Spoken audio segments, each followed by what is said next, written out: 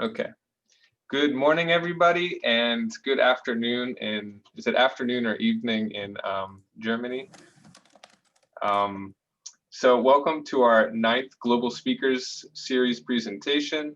The Global Cougs Speaker Series gives individuals from WSU and around the world a platform to share thought-provoking stories, experiences, and projects that are global in nature. Speaker Series talks are for everyone in the WSU community. However, if you're a student, you can also attend Speaker Series talks like this one today as one of your 3 elective experiences required for each of the Global Cougs digital badges. Today, Dr. Vinke's presentation will explore themes related to the Personal and Social Responsibility badge. It will also be recorded and shared on our Digital Badge Connect database, where you can find other elective experiences. And if you'd like to participate in the digital badge program or have any other questions about it, feel free to join us at our weekly info sessions every Tuesday at 4:30 p.m. Pacific time. So I'll now turn it over to Dr. Saud from International Admissions. Good morning and guten Tag in German. Hello, welcome. We're so delighted that you all could join us. I'm personally very excited to introduce dear friend and colleague, Dr. Kira Vinke, who is a very prominent researcher at the Potsdam Institute in Germany. Kira and I go back all the way, has it been almost, I think, 12 years now? We both met in Hawaii, and we're in Honolulu at Hawaii Pacific University, and she was leading the MSD International chapter there. And I think as you listen to her talk today, you'll realize that there is a thread of commitment to social justice and what that means globally in everything she does. And since I have known her, certainly. We both later also were National Model UN delegates, which really is how reaffirmed our friendship and our commitment to what globalization does in terms of benefits to our society. And later she went on back to Germany, where she completed her graduate degree and her dissertation most recently, which she'll tell you more about. But in her professional capacity, she leads the East Africa, Peru, India Climate Capacities Project, and with the Future Lab Social Metabolism and Impacts Group at the Potsdam Institute for Climate Impact Research. It's a pleasure to have Dr. Vinke here, and without a further ado, I'll give you over to her. Yeah, thank you for your kind introduction, Daniel. It's great to be here, and also thank you, Mr. Bob, for introducing me to this group. And yeah, I was just saying that maybe also you can introduce yourselves, because we're not such a big group. So I know who you are, maybe your name and what program you're studying currently. That would be great. Sure. Yeah, let's have the students go. Mackenzie? Yeah, I am a sophomore. I'm actually studying elementary education, so I'm here for extra credit for a class. So I can't say that I'm in any sort of like scientific field of study, but yeah.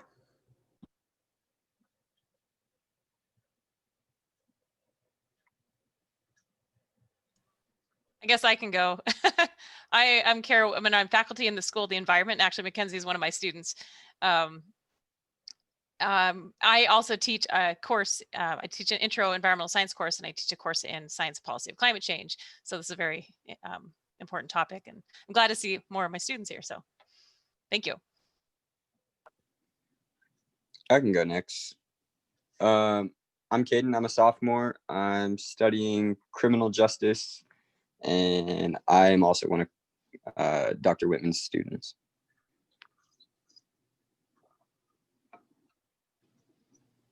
I can go.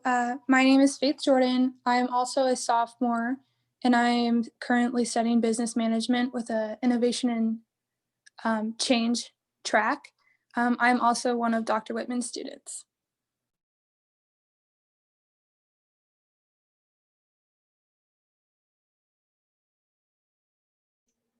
Anybody else?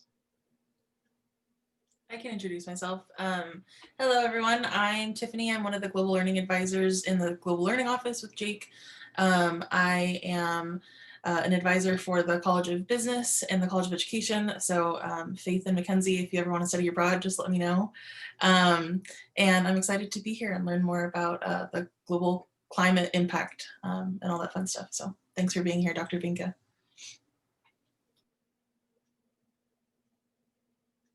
And I suppose finally, yeah, I'm also a global learning advisor, and I advise for students in Connors, which is our agriculture based. It encompasses a lot, but agriculture and life sciences kind of based college, the College of Communications, and also the College of Arts and Sciences, all the science track people in that college. Thanks. Great. I don't see anybody unmuting their microphone anymore, so I will just maybe start sharing my screen here. All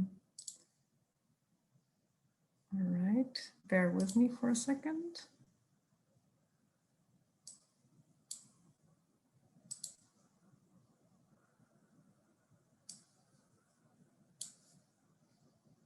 Can you see it?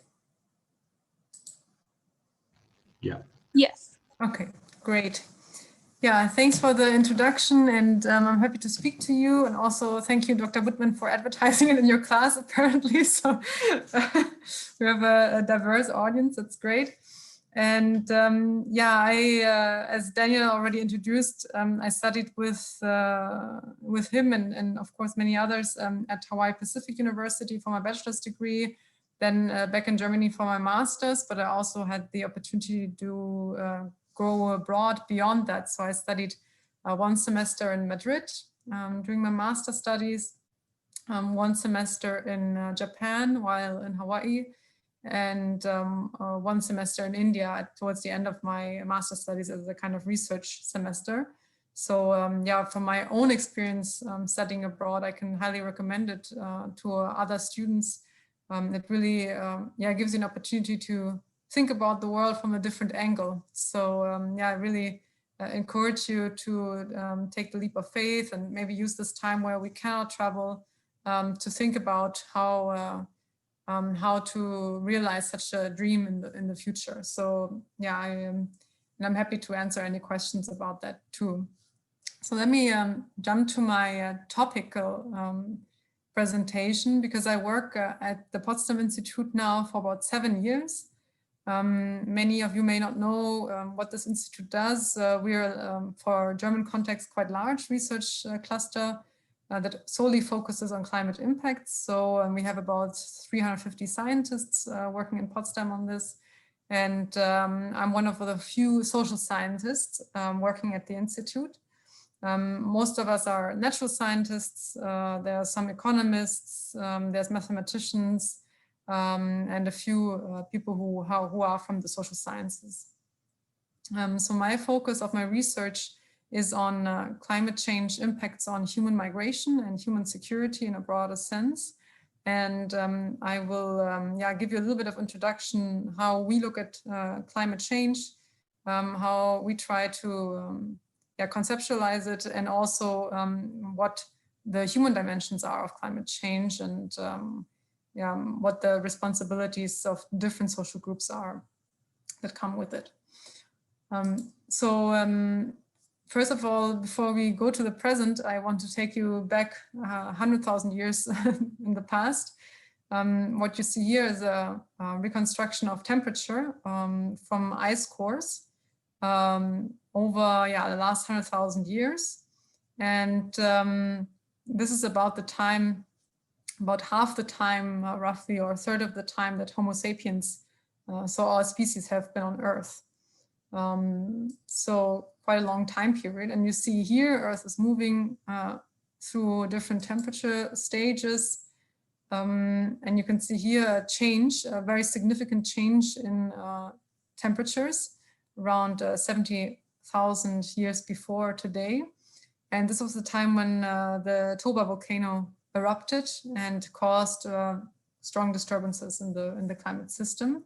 And around this time also, humans almost became extinct because there were not so many individuals left.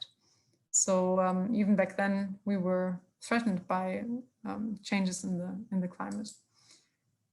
And then we move here through various other stages and then arrive at what is called the Holocene. It's the temperatures over the last 11,000 years.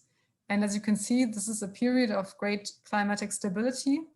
And what is so interesting about this time period is that during the last 11,000 years, our civilization was able to form. So we became settlers, we built cities. It was the Neolithic revolution, and the population developed through these advancements in agriculture and such.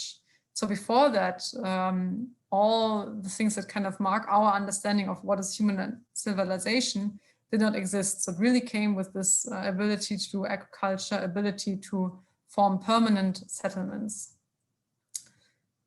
So the bad news is that we are catapulting ourselves out of the Holocene, and this is related to the development of CO2 in the atmosphere.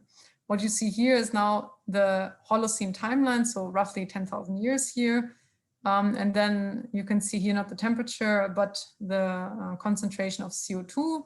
And we added a bit to the graph because this was a graph from 2007.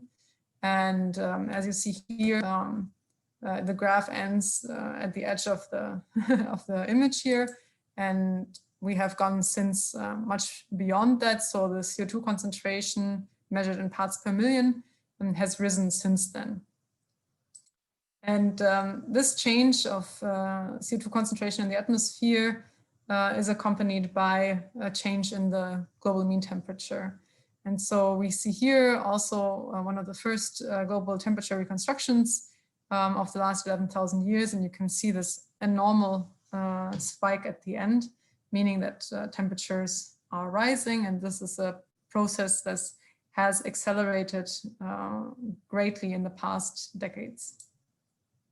So what does this mean for the globe? It means that on all oceans, on all continents, we can observe already today climate change impacts. So even with this still moderate change in mean temperature, we are roughly at like 1.1 degrees right now above the mean industrial level. We already see these effects everywhere. And what is maybe also interesting to read in this map, you don't have to look at it in detail, but these different symbols stand for different climate impacts on different sectors, is that you can see here that from this card, one may think, oh, Europe is particularly affected because it has a lot of symbols. Also, USA is very much affected because it has a lot of symbols, whereas the symbols in the African continent are more sparsely distributed. But that's actually only an indication of where we are with our scientific knowledge. And this deeply reflects research divides. So, for example, to do climate projections or to monitor different climate impacts, you need large resources, for example, a supercomputer in which you can run model simulations. And these are not really available in many countries. And also, of course, the United States government funds a lot of research to estimate climate shocks in the future in their own country, whereas maybe a country like Burkina Faso or Tanzania may not be in the position to do so. And even more so, I've heard what you are studying, and some of it is related to climate science. But in many universities, there is no program on climate science, so students cannot learn this subject, and hence there's no climate researchers in the countries that can produce such knowledge. So they are completely dependent, these countries, on foreign knowledge, and this is really a problem also when you look at, for example, the climate negotiations. And so I've taken part in all the negotiations since and including the Paris negotiation in 2015. There you have delegations who need foreign advisors to be able to negotiate their positions with strength because, yeah, they don't have these research capacities at home. So just as a short comment on the side. Yeah, today we are all captured by the COVID-19 pandemic and its effects. And we've just published a paper like 2 months ago on the parallels of the climate crisis and the COVID-19 pandemic. And the basic insight is obviously that there's a disturbance in our relationship with nature. So it's in a sort of imbalance, and both crises, climate change and the COVID-19 pandemic, are a result of this imbalance. So in the case of COVID-19, it's the overconsumption of wildlife that has led to the spread of a zoonotic disease to humans. And in the case of climate change is the overuse of fossil fuels that has led to the rise in mean temperature. So there are certain parallels in these two crises, also related to the time criticalities that you have to keep in mind when you want to avoid larger damages in the future, and also to the role of science, because only through the work of scientists are we able to anticipate crises like COVID-19. So we had some weeks' time to prepare following epidemiologists' advice, because they anticipated that the virus would spread from China to other countries. And in this time, we were able to adapt our governance of the pandemic. And this is also true for climate change. We can anticipate great risks, and we know that this works because some of the previously anticipated risks or projected risks already materialized. And we are urged to take early action before the crisis is visible already. So why is this an issue of social justice? So we picked up this pamphlet in 2015 of Oxfam. It's a large international NGO. And it said that the world's 85 richest people own the same wealth as the 3.5 billion poorest. So that's a number to really digest. But unfortunately, the trend is declining. So even less people, the 26 richest people, own the same wealth as the 3.8 billion poorest. So the poorer half of humanity, so to say. And that's a very stark situation. And on the right-hand side, you can see the champagne glass of CO2 emissions by rich population and poor population. And here you can see that the poorest 50% are responsible for only around 10% of consumption emissions, whereas the richest 10%, and this includes countries like Germany and the US, are responsible for about half of the emissions.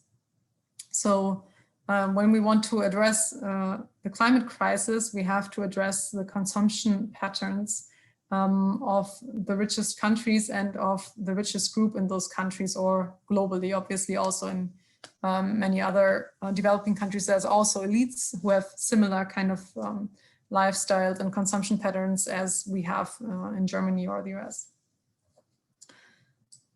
So this basically leads me to my topic of research, which is the effects of climate change on migration. And basically, there's a large debate on whether climate impacts lead to migration, and it's sort of generated around two big gaps in our understanding. So if we have like sudden impacts, like for example, tropical cyclones, and slow impacts such as slow degradation, we see two different gaps in our understanding of the relationships. So for example, with salinization, sea level rise driven movements, the impact is clearly related to climate change. So there's very strong attribution there. However, because people move at different points in time, the migration cannot be clearly attributed to the event. And in the context of sudden events, it's the exact reverse, because everybody moves at the same point in time, roughly 3 days after or 3 days before an event occurs. But a singular cyclone cannot be concretely attributed to climate change, because you can say only things about the increase of strong cyclones over time, rather than attributing a singular event to the effects of climate change. So this is what the discussion on this is currently looking at. And we produced this graph in a few years back for the Asian Development Bank. So we call it a SciToon, a scientific cartoon. And you can see here what it reads above there in German is climate impacts and possible migration routes. And we see here different climate impacts in Asia and the Pacific that lead to movements from rural areas into cities and from cities into larger cities, basically. And often you see that people are moving in already densely inhabited spaces, which can lead to competitions in labor markets, for example. So maybe just to look at one case a bit more closely, which is Bangladesh, where I have done my field research. You can see here that people are moving from the south, where there is a conglomeration of different climate impacts, such as tropical cyclones there in the Bay Area, sea level rise, riverbed erosion, salinization, etc., which is destroying people's livelihoods, and hence people are forced to move to the next bigger city. And from these cities, another group may move to the capital city, because they are affected by these labor market competitions of migrants moving in, who are offering their labor for much cheaper prices than people who already live there. And this then can lead to a cascadal migratory movement. Yeah, maybe you can focus on the southern part here of these maps. You can see here that Bangladesh has areas that are very highly affected by food insecurity. This is on the darker colors. And then here you can see the risks of tropical cyclones. Again, the south of Bangladesh is extremely affected. And as you can see here, this is Cyclone Ayla, already a few years back, where the eye of the cyclone is exactly this area that I just indicated. So this was an area that was severely affected by tropical cyclones. And where livelihoods have been destroyed and people were forced to move to the next biggest city. So this is some pictures that I took while in the south of Bangladesh, and you can see here that these huts in like a typical village are very vulnerable to flooding. So if there is a storm surge here of several meters, these houses can be completely destroyed. And then if people move from there to the cities, it doesn't mean that they necessarily avoid all serious risks. It rather means that they're kind of engaging in a risk exchange, because they are also affected by climate impacts here in the slums of a different kind. So it may also be flooding, for example, because there's no canalization system put in place. That it means that once it rains, it really floods the area. Also, it's very densely populated. People are living under these corrugated roof structures, which means that it gets extremely hot in the summer. And if you have heat waves, makes it basically unbearable to stay in these huts. Yeah, it also can mean that communicable diseases are more easily transferred here, because there's no adequate sanitation and very densely populated areas, as I said. And from our research, we really looked at what happens once people move to these areas, if they're displaced by tropical cyclones. And one theme that emerged from our research was indebtedness. So people working had to choose work or were forced into work very hard physical labor, such as here working on a rice mill, because their qualifications in the village from traditional agriculture and such basically placed them at the bottom of the social ladder here in the urban system. So this means that they had to do very harsh physical labor, often exploitative labor, and also that they fell into debt with other people. So the people that we interviewed were subsistence farmers. Some of them were illiterate. And because they were subsistence farmers, they often didn't have any financial income or very little financial income. So once a tropical cyclone hits, it means that all their assets are potentially destroyed. So maybe they own a cow or a sheep or something like this, or they have some gardens. But if the cyclone hits, their food security is very much affected. And then they kind of flee into the cities, but there everything is monetized, right? So they have to borrow money, maybe from some lords, maybe from family, maybe from whoever they can get money from in order to survive. And they also have to take on any labor that they can get. So here in the pictures, you see this rice mill, and people also live on this rice mill. And this was a typical job that people had. Also, people working at brick factories and such. And the thing with these types of employment are that they're very seasonal. So if it rains, if there's monsoon rain, so this goes on for many months, they are out of work because the rice cannot dry, the bricks cannot dry. As you see there, the rice is drying there. And that means that they cannot work in that time. But at the same time, they live on this compound. And then they fall into debt with the owners of this rice mill, for example.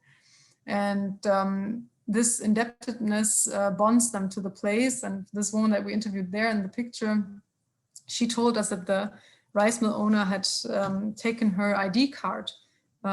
So this is actually a form of slavery. If people prevent you from leaving, for example, through the keeping of ID cards and such, so they actually couldn't return. So this was several years after the cyclone had displaced them, and this means that even if they had wanted to return to the home areas, they were unable to. Yeah, so just to read from some interview excerpts, we can only survive here. We were better in the village when we had our own land. Now we are like beggars. And then one other one says, I have to go back. I can't stay here forever. When we asked, it is not possible this year because of some loan from the owner of the rice mill. And then the other one, why were you in debt? As there were no work opportunities during calamity, we had to borrow money from others to survive. So these were in 3 different locations that we interviewed people, and was very similar stories that emerged from some of these displaced persons. Yeah, maybe just to close, because I guess we wanted some time for discussion. Yeah, I see Jacob nodding. So maybe just to close, what is the outlook for the future regarding climate change and migration? So there's obviously different scenarios. The best one methodologically out there is one of the World Bank that our institute was also involved in, which kind of projected climate migration scenarios in sub-Saharan Africa, Latin America, and South Asia. And in a pessimistic scenario, so one where we continue to increase our emissions and where all the development indicators are also not going so well. So, and this is tied to distribution of wealth and such. We could see up to 140 million people being internally displaced. And if we lower our emissions, we can reduce the number of people who are forced to flee their homes over time. But nevertheless, it will remain a significant problem, that people lose their homelands because of climate change impacts. And obviously this is again tied to this question of who is responsible for that. And it's clearly not the countries who are most affected, but those countries who are industrialized, who are even better able to protect themselves. So I will stop here, and maybe we can use the remaining half an hour to discuss and talk about this together. Thank you so much. I have so many questions, but yeah, I hope there's some others here who will also chip in. I guess one of the major things I was thinking about as you were going through is like communication of this research, communication into action. So I feel like I understand the basics of your research, but then what is sort of your institute's communication plan, and what do you hope to see done with this information? Are you trying to communicate it to governments in Europe, governments in the global South, like as far as putting this into action and what those challenges are? Because I know also at this point the world knows the numbers and the research. It's just a matter of putting it into action, and what kind of challenges you see in communicating it well to actually produce action. So I guess communication is my major question, communicating it into action. What are your hopes? Yeah, maybe I can start answering that. Yeah, it's a challenge, obviously, to also balance the role as a researcher and the role as a public communicator or communicator and advisor to governments. I have the role as being a co-chair of the German Advisory Council on Civilian Crisis Prevention and Peace Building. This is a body that looks a lot at security crises. And there we try to advise different parts of the German government, different ministries on, for example, the security implications of climate change. So this includes ministries like the Foreign Office, like the Defense Ministry, etc. And then there's other researchers who work also on finding good policy solutions, for example, on carbon pricing. This is a big topic right now in Germany and Europe, and try to kind of find policies and analyze how policies can be shaped in a way so not to burden the poorest parts of society disproportionately, and to find ways to also, for example, finance the transition costs of phasing out coal mining, which has been decided in Germany recently.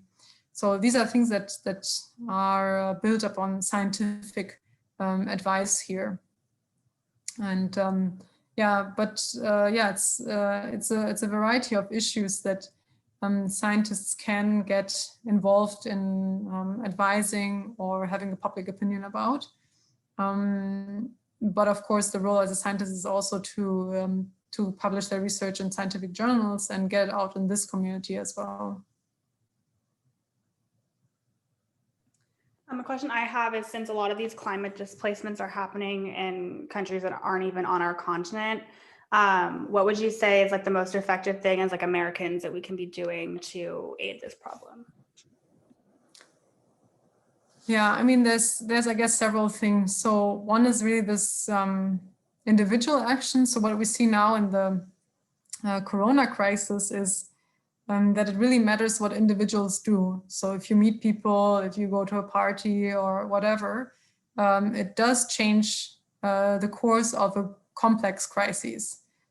This is also true for the climate crisis. So all individual emissions matter.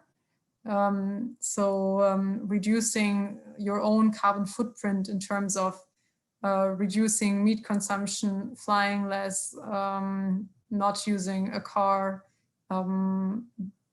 reducing the amount of clothes you buy, etc., etc. So these are all aspects that one can do to reduce their own carbon footprint, and you don't have to do everything, but you can start with the things that are maybe not so difficult for you personally. And then the other very time effective thing is to vote people into office that are strong on these issues, and also to encourage political leadership to take these issues seriously. So here in Germany, we have very strong youth climate movement and also student climate movement. One is the Fridays for Future, which emerged from Sweden, from Greta Thunberg, and has really gotten a lot of attention to the issue. And then there's also a more student-led movement, which is called Extinction Rebellion, which is more from university level students. And so they organize themselves and they try to demonstrate and do blockades or whatever. But I mean, there's also less drastic forms of activism, of engaging your community and talking about these issues, because it's important to, also kind of reacquaint the sense of responsibility of the individual and the communities that we used to have. Thank you. I have a question, and you might have touched on it a little bit, but it was just kind of like, what can these displaced people do? Like, is there a displacement task force? Like, can climate change refugees claim asylum? Like, how do they start life again, basically? Yeah, that's a very difficult question. So there is a task force on disaster displacement within the what is called the Warsaw Mechanism. It's a kind of an instrument of the UNFCCC, the United Nations Framework Convention on Climate Change. And they're trying to build alliances that help to close protection gaps. Because right now there's very big protection gaps. So if you look at internal movements, which is the majority of movements, because people are very poor that are most affected, they are subsistence farmers. They're basically those groups whose livelihoods are directly dependent. I mean, all of our livelihoods are eventually dependent on ecosystems, but their livelihoods are very directly dependent on functioning ecosystems. So fishermen, subsistence farmers, and these are often very poor people. So they don't have the option to move very far, nor do they necessarily want to. The communities I worked in, they generally are very attached to their land, their traditions, they're very closely interlinked with their communities. So they want to stay close to their own cultural region, let's say. So they move internally. And there are these guiding principles on internal displacement. However, these are non-binding principles. A lot of countries have signed onto them, but they are not fully implemented in national legislatures. So it's a good practice, but it's often a toothless tiger, because especially in countries and regions where displacement is very high, these rules are not followed. And then if you look at cross-border movements, so your question on asylum, that is regulated in general through the Geneva Convention on Refugees. And a refugee is somebody that is characterized by persecution, so political, religious, or otherwise persecution. This is the element that you have to prove when you go to court, for example, to pledge for asylum. And this is not the case when you're displaced by climate change, because nobody's persecuting you. And it's very tricky to reform this, actually, because most migration scholars agree that if you start discussing the Geneva Convention, the outcome will not be that it will open more pathways for migration. So, for example, adding climate change as a reason for asylum, but rather on the contrary, that countries will try to cut back on the existing reasons for asylum, thereby narrowing migration pathways. But nevertheless, it could be imaginable, and this is something that we are working on, to find solutions such as, for example, providing travel documents to people who are displaced by climate change and cannot be resettled within their home countries, which could be spearheaded by a smaller group of states rather than the entire international community. But this protection gap is a severe problem, and it starts with many things. Like also a lot of these peoples who are then migrating to slums or something like this, they're not even registered with any sort of official entity, so they don't have access to education, they don't have access to training, they don't have access to social services, to loans, etc. Okay, thank you.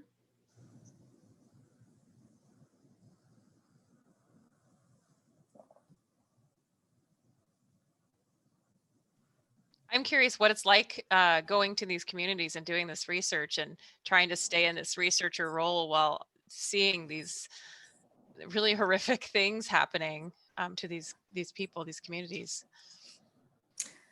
Yeah, it's rough. I mean, it's a difficult journey sometimes. So, for example, when I worked in Bangladesh, the poverty is really, really prevalent, and these slums are very densely populated, as I said, and there's no sanitation, and yeah, there's not very much opportunity for upward mobility. So yeah, it's I mean, I often rely on kind of local researchers or people who work at NGOs to provide like connections to our interview partners because of language reasons, also because of security issues and such.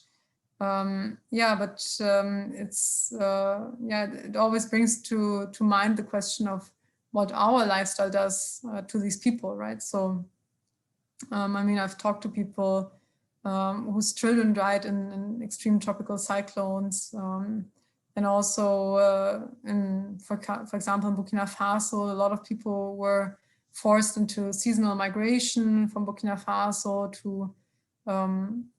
to Mali or to Ivory Coast, and they migrated under very, very difficult circumstances, and then had to cut sugarcane 10 hours a day, and then migrated back after some months, and then the people who helped them migrate then stole their money, and it's really a vicious circle. And I also came to realize that this large disparities are a political decision. I mean, that we are accepting that this is happening is a conscious decision on some levels.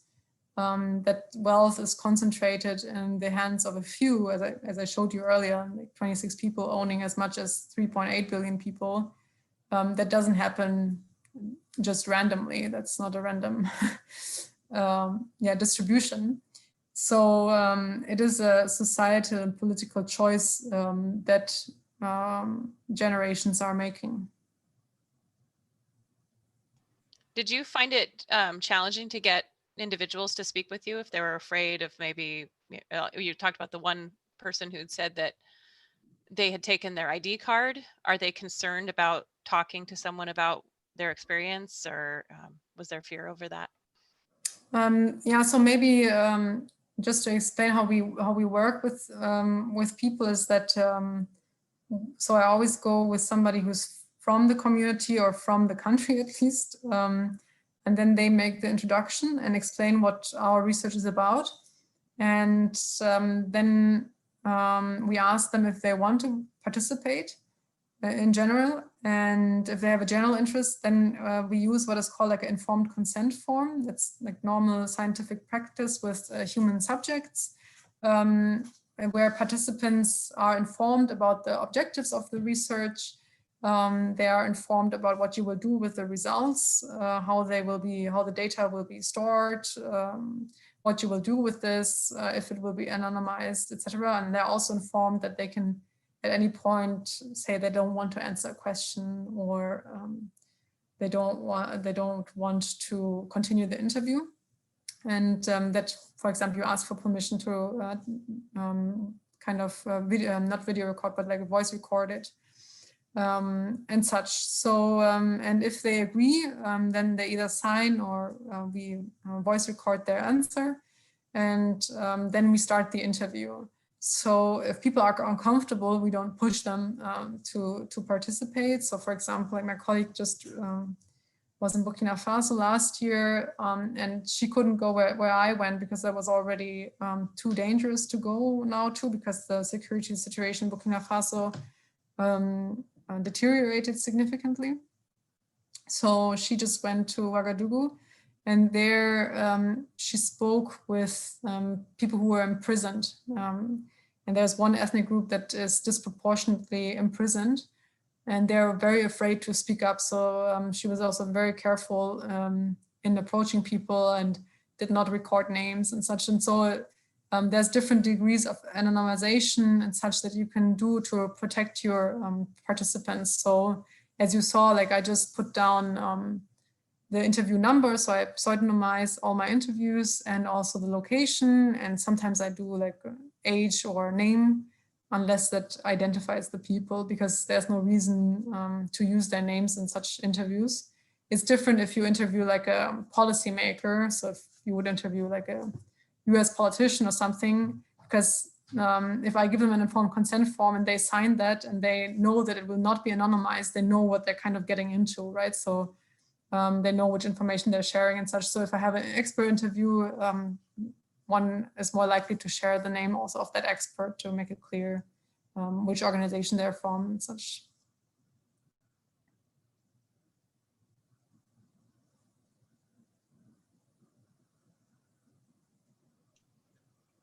I have a very general and potentially kind of pessimistic question. I don't know. I've been interested in climate science issues for a long time.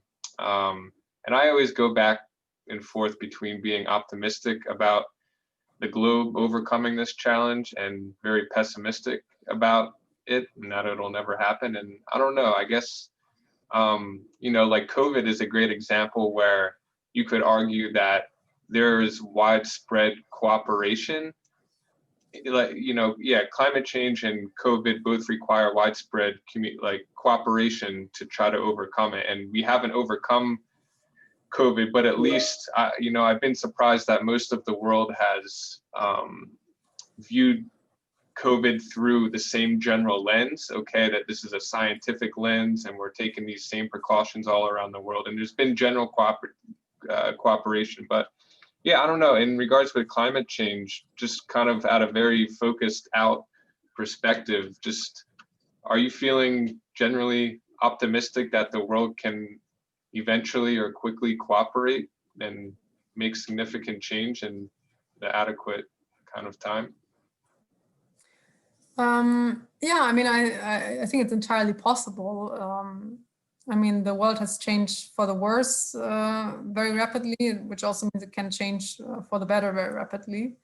And I think there's good reason to believe that the sustainable system is the better system, just by matter of fact. You know, if you look at fossil fuels, not only from a climate perspective, but also from a health perspective, like we have very severe problems with air pollution in many areas. You have other external health effects that make sustainable solutions much more attractive actually to help our own well-being. So I think in general, we have the better technology and the better ideas for what a good future looks like than the old system.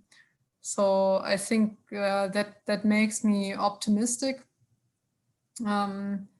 But obviously it requires the efforts of everybody, just as it has required the efforts of many to curb infection rates. And yeah, I mean, we see where science denial and the public confusion campaigns can lead to, which is basically chaos and death. So there is a strong difference between infection rates and with governments that take challenges like COVID-19 seriously and take their scientists seriously, and those governments that don't. So It's a very, yeah, it's also sad to see that governments are willing to put people's lives at risk, even in their own terms. So this is the challenge with the climate challenge.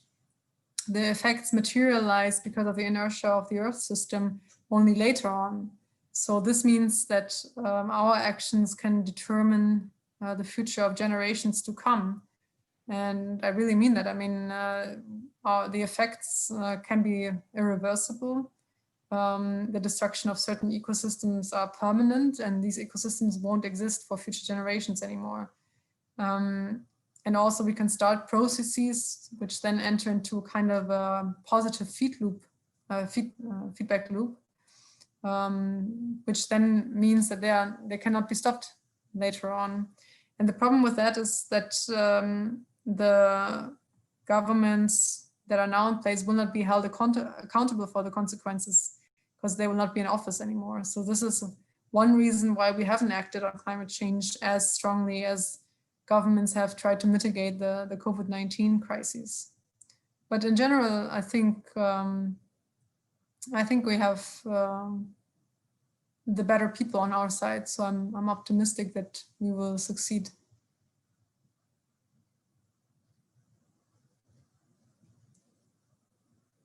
But I would also be curious to learn at your university if there's any efforts of like greening the campus or kind of small community scale actions.